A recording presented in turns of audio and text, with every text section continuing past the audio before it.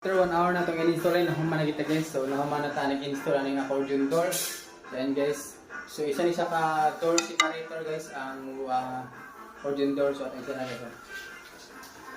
Charan!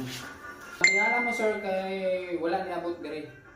So muna among nasabutan sa customer kaya ang gusto niya is plain lang yun. Na plain. Gusto siya mura gid siya dingding. Usually.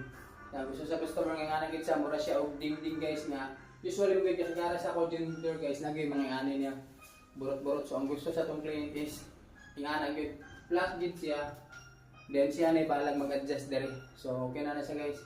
So sir na bahala mag-adjust diri sa kuan nga mag-additional lang daw siya diri para mo dikit na siya diri guys. Makuha mo guys kung gusto mo ng privacy.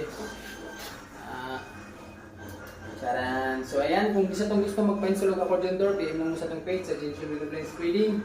Nag-offer kita og free measurement and installation. We install sa outside in studio guys. So kung ganahan mo yung ani ng mga video, please like and share na sa among page.